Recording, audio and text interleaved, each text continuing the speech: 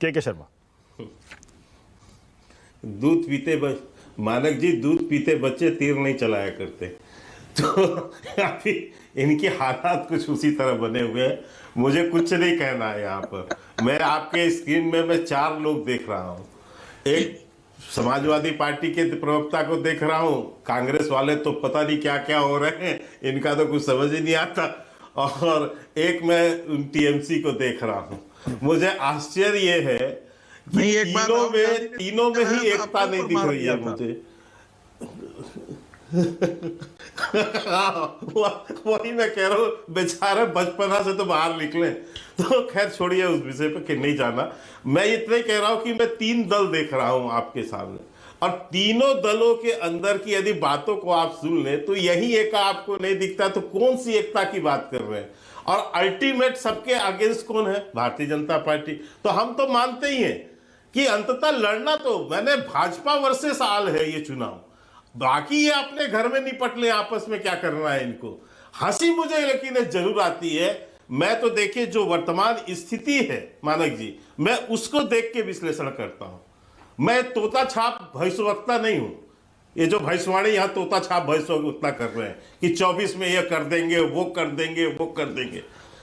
हम 9 साल से इनको देख रहे हैं, इनकी हैसियत भी देख रहे हैं, तो हमें समझ में आती है जमीन क्या है। तो मैं तो उस विश्लेषण पे बात करूंगा जो 2019 के साथ हुआ था। एक बात मैं समाजवादी प्रवक्ताओं पे जरूर कह दूं कि साहब अब ये बोलना बंद कर दीजिए। हंसी आती है लोगों को कि आप समाजवादी हैं, आप घोर परिवारवादी हैं।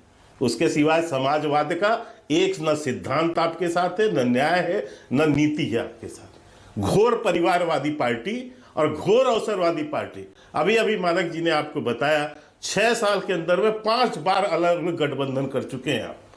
ये आपकी तो अवसरवादिता है, फिर आप समाजवाद की कहानी गाते हैं। तो ये छोड़ दीजिए, बंद कीजिए ये सब।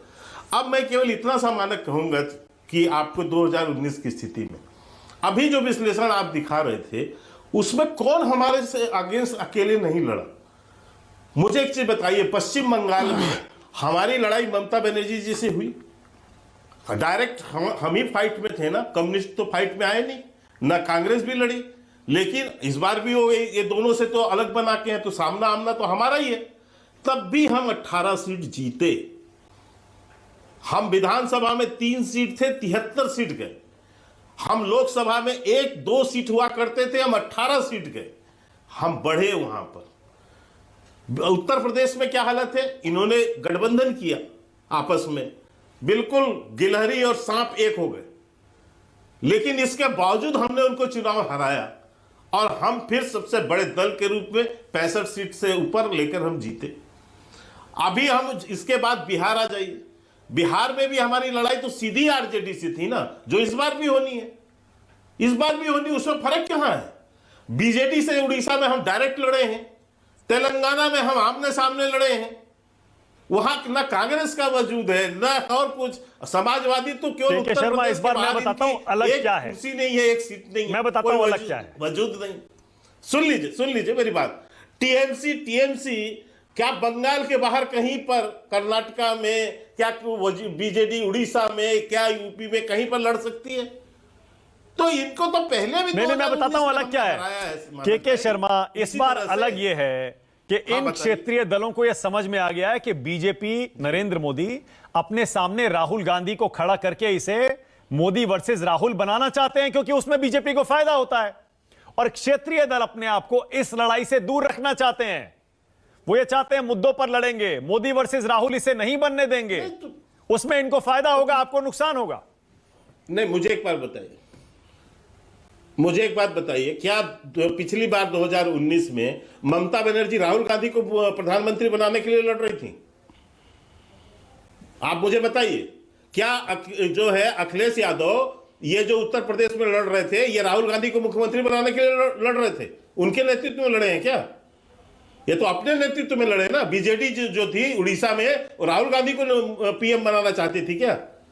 या तेलंगाना की टीआरएस पार्टी बनाना चाहती? कौन था?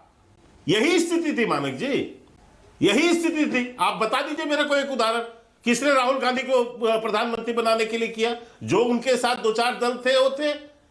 उसके अलावा कोई नहीं था जो स्टालिन से उन्होंने गठबंधन किया था, तो वो ले सकते हैं, वो भी कंफर्म नहीं थे।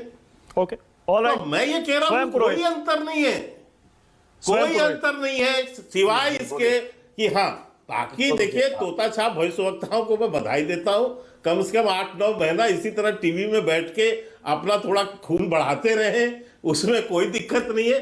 जमीन पर आइए, जनता के बीच आइए, आपको हैसियत भी पता चलेगी। ओके, स्वयं पुरोहित पता चलेगी। स्वयं पुरोहित पहले माफी चाहता हूं, मैं आखिर में आपके पास आया।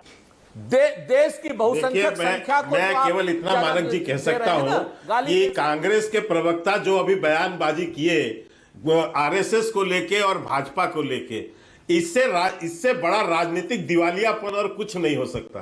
कांग्रेस का प्रवक्ता इतना दिवालिया हो चुका होगा मुद्दों से, मुझे आश्चर्य है। ऐसे दिवालिये राजनीतिक दल का क्या भविष्य है जिसका प्रवक्ता यही नहीं समझ पा रहा है कि मुझे कहना क्या है। यहाँ पर आगे से पूछिए, आरएसएस कह रही है कि अडानी वहां पर ये जो है आरएसएस और उसकी बात कर रहे हैं, तो ऐसे दिवालियों से तो कांग्रेस का भविष्य क्या है?